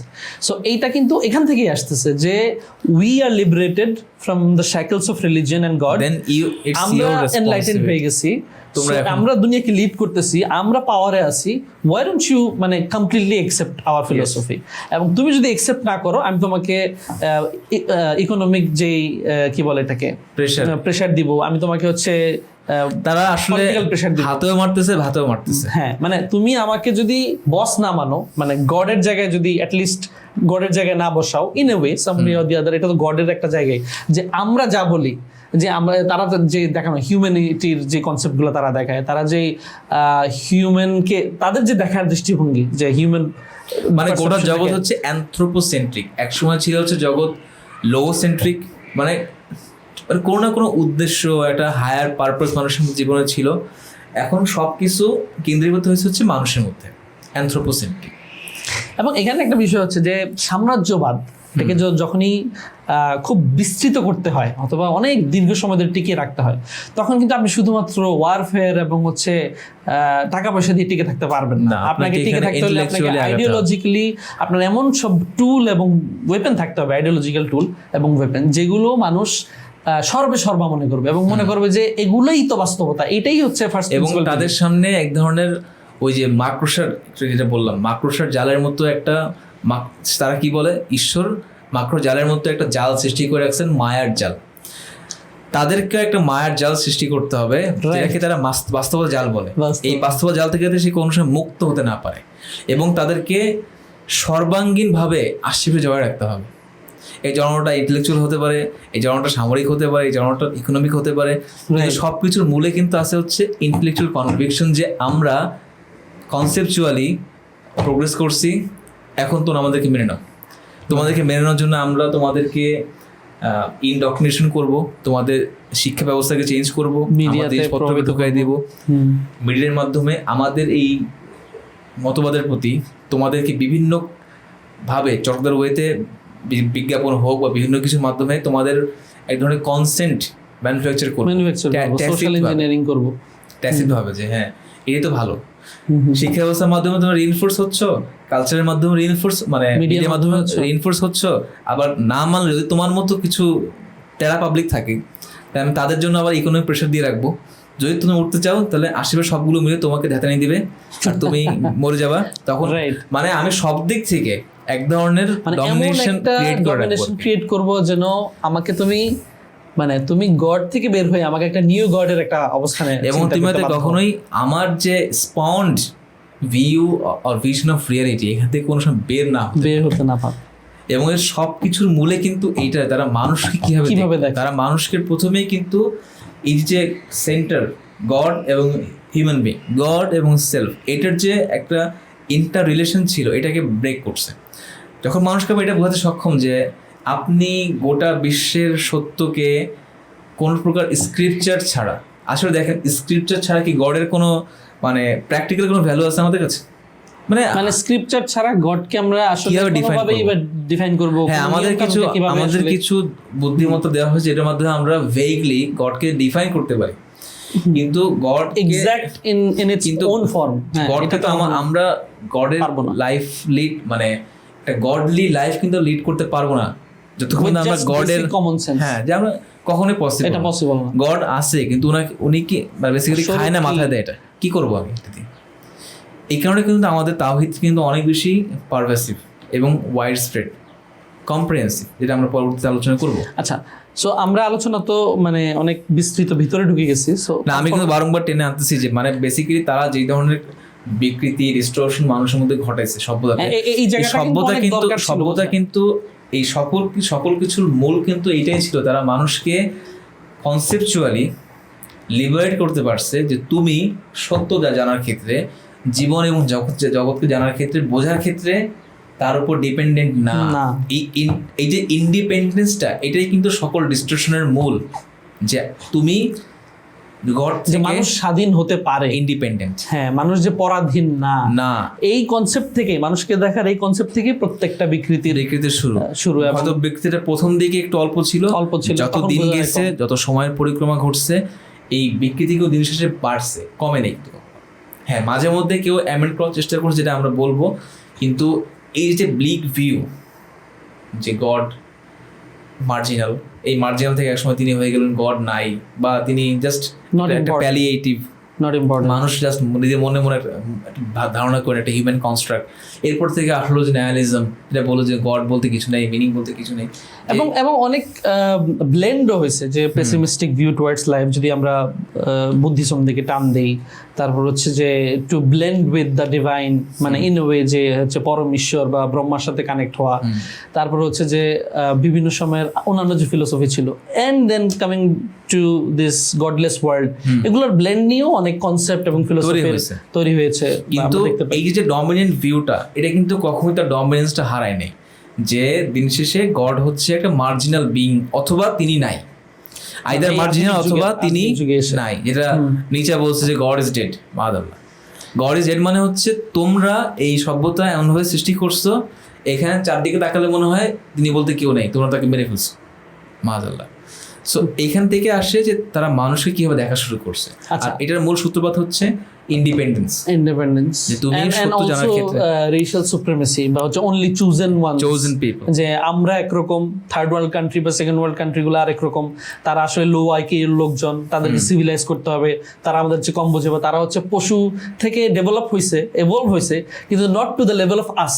মানে তাদের ইভলভ যেটা হয়েছে ওইটাও হচ্ছে খুব, মানে কি বলে এটাকে, কোয়ালিটি তো অনেক আন্ডারডেভেলপড, মানে তাদের ব্রেইনও ঠিক মতো ডেভেলপ করে নাই, ইভলভ করে নাই, কিন্তু আমরা অনেক, এবং আপনি উপরে চলে আসছি। এবং দেখলে খুব অবাক হবেন, একটা বই আছে, মানে বিভিন্ন একদম প্রাইমারি ফিলোসোফার যারা, তাদের বিভিন্ন রেশিয়াল কথাবার্তা, তাদের বিভিন্ন রেশিয়াল আলাপ আলোচনা, এর মধ্যে দেখবেন যে আপনার নামই ভুলে গেছি, ডেভিড হিউমের পরে যিনি হচ্ছেন আসছেন কান্ট, ইমানুয়েল কান্ট, এত বলি যে নামই ভুলে যাচ্ছি। তো ইমানুয়েল কান্ট, ডেভিড হিউম এবং তাদের মতো বড় বড় ফিলোসফাররা বলে গেছে তোমার কথা, যে আমরা সাধারণ হচ্ছে সেরা, যারা নিগ্রো, যারা হচ্ছে ব্রাউন, অর্থাৎ এরা হচ্ছে আন্ডার ডেভেলপ, এরা আমাদের মতো এখন বাড়তে পারে না, কারণ আমাদের এখানে আমরা বেশি পরিশ্রমী, বিকজ অফ এই ঠান্ডার নেচার, মানে ঠান্ডা প্রকৃতি, আমরা এখানে বেশি বুঝি, মানে ওই যে মানুষকে দেখার যে দৃষ্টিভঙ্গিতে যে তাদের যে ব্লেন্ডেড ফিলোসফি, যে human beings are the superior version of Homo sapiens, যে হোমোসেপিয়েন্সের যে ধারা একদম শুরু থেকে, বানর হোক বা গরিলা হোক, যাই হোক না কেন, এগুলোর যেই ক্রমবিবর্তন, তো এটা যে মানুষের দেখার দৃষ্টিভঙ্গি যে তারা ওইভাবে সেট করে ফেলছে, ওখান থেকে কিন্তু তারা বের হয়ে আসতে পারে, তারা আসতে পারেনি বলতে তারা তো এটাকেই একদম মানে ফান্ডামেন্টাল ধরে নিছে। তো সেখানে তো তারা মনে করবেই, মানে যে এইভাবে দেখে, যে চিন্তা করে যে আমি গড থেকে আসা একটা সৃষ্টি, সে কিন্তু এভাবে কখনোই ভাবতে পারবে না যে there is a difference between that black guy, that white guy and me। সে কিন্তু ভাববে যে কিছু ক্ষেত্রে সে আন্ডার প্রিভিলেজ ছিল, সে এডুকেশন একভাবে পাইছে, তার ব্যাকগ্রাউন্ড একরকম ছিল, তার ব্যাকগ্রাউন্ড আর একরকম ছিল, আমি হয়তো কিছু দিক থেকে প্রিভিলেজড বা নন প্রিভিলেজড। সো এই পার্থক্যের কারণে সে কখনো কিন্তু কনজেনিটাল ভাববে না যে না এগুলো মনে হয় জন্মগত কিছু, বাই বর্ন কিছু না। সে ভাববে যে এগুলো এনভায়রনমেন্টালি অ্যাক্সিডেন্ট, সে এগুলোর কারণে নির্দিষ্ট ফ্যাক্টরের কারণে। কিন্তু কোরআনে দেখি যে আল্লাহ তাআলা মানুষকে বিভিন্ন গোত্র, বর্ণ এবং নিদর্শন হিসেবে, যে তোমরা তোমাদের এই যে পার্থক্য এইগুলো দেখে এটা নিদর্শন হিসেবে গ্রহণ করো, যে আল্লাহ মানুষকে কতভাবে সৃষ্টি করতে পারেন বা সৃষ্টি জগৎটা কতটুকু। It should be a sense of amazed, মানে you should be amazed to see mutual coexistence is possible, মানে with the divine ideology। সেটাকে যখন আপনি রেশিয়াল সুপ্রিমেসির দৃষ্টিকোণ থেকে দেখুন, তখন কিছু আপনার কাছে মনে হয় যে আমরা রাজা, ওরা they are bound to be our প্রজাস। রাইট। এবং দেখেন যারা আমাদেরকে মানবতা শেখায় এখন, অথবা হচ্ছে যে আমাদেরকে অধিকারের কথা শেখায়, যে হিউম্যান রাইটসের কথা বলে, নারী অধিকারের কথা বলে, অথবা ধরেন যে বিভিন্ন লাভ ইজ লাভ কনসেপ্টের কথা বলে, বিভিন্ন কনসেপ্টের শেখানোর যে তারা যে বলিগুলো আওড়ায়, কিন্তু এরাই কিন্তু দেখেন এই রেশিয়াল সুপ্রিমেসি থেকে দুনিয়াতে এত বর্বর বিভিন্ন সময় গণহত্যা চালিয়েছে, অথবা হিউম্যান জু কনসেপ্ট তাদের কাছে ছিল, যে আফ্রিকানদেরকে ধরে ধরে মানে হচ্ছে একটা গরিলা একটা চিড়িয়াখানায় রেখে দেখানো যেরকম একটা আনন্দ বা ফান মনে হতো, তারা এরকম মানুষকে এনে রেখে এরকম আনন্দ বিনোদনের বিষয় বানিয়ে নিয়েছিল এবং গণহত্যা চালিয়েছে, মানুষকে মেরেছে, বিভিন্ন দেশে এখনো মারছে। সো কথা হচ্ছে যে এগুলোকে আমি এখন অনেক দর্শক হতে ভাবতে পারেন যে ভাই এইসব বিষয়ে এত কথাবার্তা বলার দরকার কি?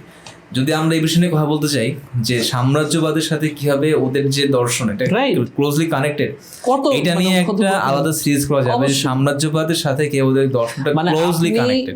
ইসলামকে কেন, এখন আমরা ইসলামের আলোচনায় চলে আসি এবং মোটামুটি শেষের দিকে এটা অবশ্যই আলোচনা করব, যে আমার আলোচনা মানে মাঝে দিয়ে অনেক ফ্রয়েড আলোচনা করতে হয়, আচ্ছা আমরা অবশ্যই আলোচনা করব, মানে কিছুটা ফান থাকতে পারে, না সমস্যা নেই।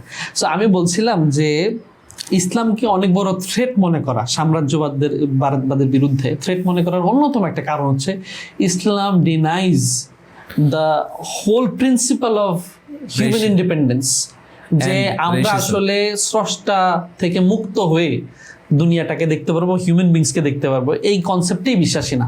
তো যখন এই জায়গাতেই বিশ্বাসী না, এবং তারা হচ্ছে যে এই পুরা দুনিয়াটাকে গডের একটা খিলাফতের একটা জায়গা মনে করে, এবং তারা লিড করার জন্য কিন্তু বারবার, এবং ইতিহাসে আমরা দেখে এসেছি যে আমাদের যতদিন খেলাফত ছিল, সাম্রাজ্য ছিল, ইসলামী সাম্রাজ্য ছিল, তারা কিন্তু এই কনসেপ্টটাকেই ডমিনেন্ট কনসেপ্ট হিসেবে পুরা দুনিয়াতে প্রতিষ্ঠিত করেছে বা দেখিয়ে এসেছে, এবং এটার ফ্রুটও মানে বিভিন্ন সভ্যতা এবং বিভিন্ন গোষ্ঠী ফল ভোগ করেছে। কিন্তু বর্তমানে যে গডলেস সাম্রাজ্যবাদটা, সেকুলার সাম্রাজ্যবাদটা, তারা কিন্তু এই জায়গায় তাদের অপোনেন্ট হিসেবে আর কাউকে দেখেই না এক্সেপ্ট ইসলাম।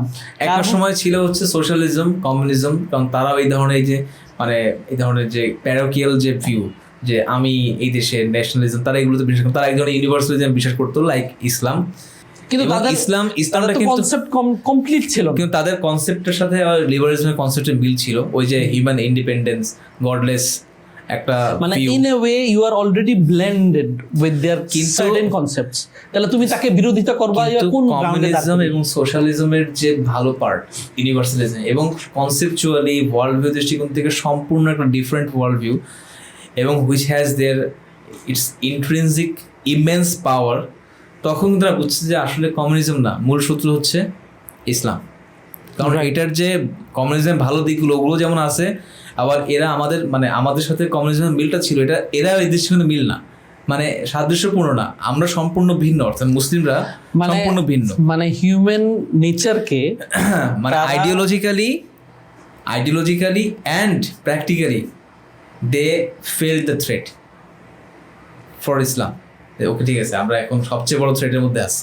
রাইট, এবং এই জন্যই ওয়ার অন টেররের যত কনসেপ্ট এভরিথিং রিলেটেড টু ইট, এটা হচ্ছে তারা পুরো ওয়ার্ল্ড ওয়াইড হচ্ছে একটা মানে প্রতিষ্ঠা করে ফেলছে যে হচ্ছে যে ইসলামিক টেরর বা হচ্ছে যে এই ধরনের কনসেপ্টগুলোকে, এবং এইটা সব কিছু কিন্তু দে আর অ্যাকচুয়ালি প্র্যাকটিসিং দ্য মানে টেরর, মানে পুরো পৃথিবীকে তার কনসেপ্ট মানতে হবে, না মানলে এটা দিব ওইটা ব্যান করব, এভাবে কিন্তু সে আসলে টেরর প্রতিষ্ঠা করে কিন্তু দুনিয়াকে রুল করতেছে। অথচ আরেকজনকে সে যখন দেখাচ্ছে তখন সে হচ্ছে টেরর হিসেবে দেখাচ্ছে। এবং তাদের ওয়ার্ল্ড ভিউকে না মানলে আপনি হচ্ছে মানে আপনি তাদের ওয়ার্ল্ড ভিউকে প্র্যাকটিক্যালি কিছু বলতে পারবেন না।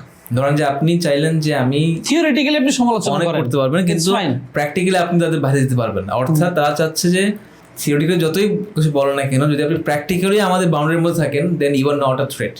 যদি আপনি প্র্যাকটিক্যালি বাইরে যেতে চান, থিওরিটিক্যালি বাইরে যেতে চান, তার মানে হচ্ছে you are a big threat to us. আচ্ছা, সো এই আলোচনাটাকে আমরা একটু এবার ন্যারো ডাউন করে শেষের দিকে আনতে হবে আমাদের, যেহেতু মোটামুটি অনেক সময় হয়েছে। সো এখন আপনার ইসলামের যে স্বতন্ত্রতা, হিউম্যান নেচারকে দেখার, হ্যাঁ অবশ্যই, মানে এটার আগের অংশটা আপনি শেষ করলে আমরা এই আলোচনাতে ঢুকবো আর কি।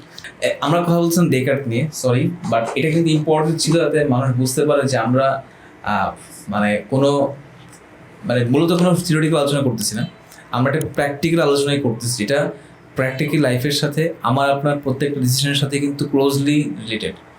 এটা বোঝানোর জন্য কিন্তু আমরা এই আলোচনাগুলো আসলে অ্যালাউ করছি যে আমরা এত দূর যাবো আর কি। রাইট, যেটা বললাম যে এই প্রথম ধাপটা ছিল হচ্ছে ইন্ডিপেন্ডেন্স ফ্রম গড। তারপরে যেটা আসলো, তারা দেখলো যে মানুষ এই যে ভিউটা, যে মানুষ নিজে থেকে অনেক জানতে পারে, এটার মাধ্যমে মানুষ ট্রেমেন্ডাসলি অনেক জানতে পারতেছে। সকল শাস্ত্রে মানুষ মানে প্রচণ্ডভাবে তথ্যের সমাহার হতে পারতেছে, যেগুলো আগে পসিবল ছিল না। বিকজ ওই যে আগে যেটা বলেছিলাম, পরেরটা পরে হয়তো বলেছিলাম যে ধর্ম বা ধর্মীয় দৃষ্টিকোণ থেকে তারা ভাবতো যে এত ওয়াই জিজ্ঞেস করা, হাউ জিজ্ঞেস করা যাবে না, ওয়াই জিজ্ঞেস করা যাবে, এবং ওয়াই এর মূল আনসার হচ্ছে সিম্পলি গড। কিন্তু yes, God knows and God created. এখন তারা বলছে যে আমরা ওয়াইও জিজ্ঞাসা করব, কিন্তু তার আগে জিজ্ঞাসা করবো হচ্ছে হাউ। তারা ভাবছে হাউ জিজ্ঞাসা করলে আমরা কি জানবো, ওয়াই জানতে পারবো। যখন তারা হাওয়ের মধ্যে পড়ে গেল, তখন তারা দেখলো কি মানুষ হচ্ছে একটা সেফ একটা খাঁচা মাত্র।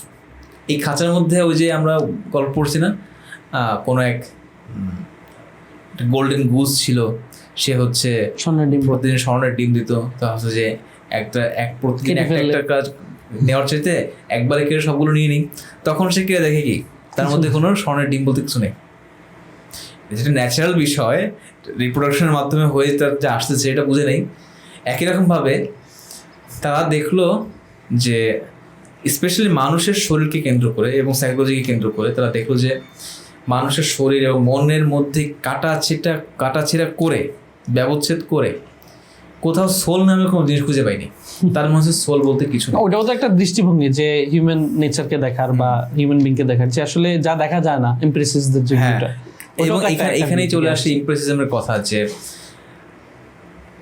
ডেকার্টের পরে আমরা দেখতে পাই র্যাশনালিজম কিছুটা এক্লিপসড হচ্ছে এবং আস্তে আস্তে থ্রোন দখল করতেছে হচ্ছে ইমপ্রেসিজম, যারা বিশ্বাস করে মানুষ যা দেখতে পারে। যেটা বলেছিলাম যে পঞ্চ ইন্দ্রিয়ের যে মূল সেন্সেশন ডাটা বা সেন্সুয়াল ডাটা, যেটা এটা হচ্ছে মানুষের জ্ঞানের মূল র ম্যাটেরিয়াল, এগুলো ছাড়া মানুষের আর কিছু নাই। মানুষ যা কি ধারণা করে সবকিছু হচ্ছে মানুষের সেন্সুয়াল ডাটার সাথে কোনোভাবে কানেক্টেড, অথবা এর বাইরে এক ধরনের কম্পোজড বা কম্পোজার বলতে পারে, মৌলিকভাবে যৌগিকভাবে মানুষ তাই যা মানুষ দেখছে। মানে there is no scope for metaphysical explanation, অথবা হচ্ছে যে এটার যে হচ্ছে abstract reasoning, এগুলোর কোনো দরকার নেই। And the thing called teleology, অর্থাৎ ধর্ম বিশ্বাস করতে সব কিছু একটা উদ্দেশ্য আছে, মানুষের উদ্দেশ্য আছে, পৃথিবীর মানুষ বা অন্য সৃষ্টির একটা উদ্দেশ্য আছে, পৃথিবীর একটা উদ্দেশ্য আছে। আল্লাহ বলছেন যে মানুষ তিনি সবকিছু সৃষ্টি করছেন হচ্ছে বিল হক, সত্য দিয়ে বা সত্যের মাধ্যমে, সত্যের সাথে। এই টেলিওলজিক্যাল ধারণাটা আস্তে আস্তে কী হতে থাকলো, আর দূর হতে থাকলো। তারা বললো যে মানুষের কোনো উদ্দেশ্য নাই। এই ধারণাগুলো আস্তে আস্তে হিউম্যান নেচারের মধ্যে আমরা দেখতে পাই। এখন চলে আসি আমরা সেই পর্যায়ে যখন আমরা দেখতে পাই গড নট অনলি মার্জিনাল হয়ে থাকলেন, গড আস্তে আস্তে ইক্লিপসড মানে অস্তমিত হতে থাকলেন। তার আলোচনা তাকে মানে হিউম্যান নেচারের আলোচনায় কোনো ডিসিপ্লিনের আলোচনায় তাকে আনাই হয় না, মেনশনই করা হলো না। সেই পর আমরা চলে আসতেছি। তার মধ্যে প্রথমে চলে আসছে হচ্ছে, আমরা প্রথমে যদি ধরতে পারি তাহলে তিনি হচ্ছেন ফ্রয়েড। আচ্ছা, আমরা ফ্রয়েডের আগে আরেকজনকে নাম উল্লেখ করতে হবে, যদিও তিনি এই দৃষ্টির মধ্যে খুব বেশি কথাবার্তা বলে গেছেন এমন না, তবে তার মতবাদের মধ্যে হিউম্যান নেচার একটা বড় সেন্ট্রাল ভিউ ছিল। তিনি হচ্ছেন কার্ল মার্কস। কার্ল মার্কস এসে বললেন যে আসলে হিউম্যান নেচার বলতে কিছু হয় না, এবং তিনি সবচেয়ে বড় যেই ডিস্টরশনটা ঘটেছেন সেটা হচ্ছে তিনি মানুষের যে ইন্ডিভিজুয়াল সেলফ, এই ধারণাটাকে তিনি পরিপূর্ণ মানে একদম ডিমিনিশ করে দিয়েছেন। কালেকটিভ লেভেলে তিনি বলছেন যে মানুষ আসলে একটা কালেকটিভ সেন্সের মানুষের আসলে কোনো ইন্ডিভিজুয়াল অস্তিত্ব, আইডেন্টিটির বলতে কিছু নেই। তিনি এটাকে সম্পূর্ণ কালেকটিভ দৃষ্টিকোণ থেকে দেখার চেষ্টা করছেন, এবং তিনি বলছেন মানুষের কালেকটিভ দৃষ্টিকোণ থেকে দেখলে মানুষের কোনো হিউম্যান নেচার বলতে কিছু হয়। এবং দেখেন হিউম্যান নেচার বলতে কমিউনিজমের কিন্তু ফান্ডামেন্টাল ভিউটা ওখান থেকেই আসবে, যে মানে যদি ক্যাপিটালিস্টদের পয়েন্ট অফ ভিউ থেকে বের হয়ে আসে, ক্যাপিটালিজমে কিন্তু মানে you can shine as much as you want, মানে আপনি একদম উপরে যেতে পারবেন, এবং অন্যরা গরিব আছে কি আছে it doesn't really matter to you. কিন্তু কালেকটিভ অ্যাপ্রোচ থেকে যখন আপনি হিউম্যান বিংসকে দেখতেছেন, তখন কিন্তু আপনি এই কমিউনিজমের ধারণার প্রতি ঝুঁকবেন। সো এই যে ভিউর যে ডিফারেন্সটা, আইদার আপনি ইন্ডিভিজুয়াল হবেন না হয় কালেকটিভ হবেন। কালেকটিভ হলে সবচেয়ে বড় মানে রেডিলি মানে অ্যাভেলেবল অপশনকে কার্ল মার্কস বা মার্কসিজম। এবং আমি এটা না বলে পারতেছি না যে ইসলামের যে কনসেপ্টটা আমরা সামনেই আলাপ করতেছি, যে এখানে কিন্তু দুইটার খুব সুন্দর ব্লেন্ডিং আছে, যে ইন্ডিভিজুয়ালিজমও আছে, কালেকটিভিজম দুইটাই আছে। সো এটা একটা সুন্দর ব্লেন্ড আছে, ইনশাআল্লাহ সামনে আলাপ হবে। হ্যাঁ, সো কার্ল মার্কস বলছেন যে মানুষের কালেকটিভ দৃষ্টিকোণ থেকে দেখলে মানুষের কোনো হিউম্যান নেচার অ্যাজ সাচ, অর্থাৎ একটা নির্দিষ্ট ইনভায়োলেবল কিছু রুলস অ্যান্ড রেগুলেশনস থাকবে মানুষের নেচারের, যেটার দ্বারা মানুষ পরিপূর্ণভাবে রেগুলেটেড হবে, গভর্নড হবে, এমন কোনো কিছু মানুষের মধ্যে নাই। হিউম্যান নেচারকে তিনি অস্বীকার করছেন।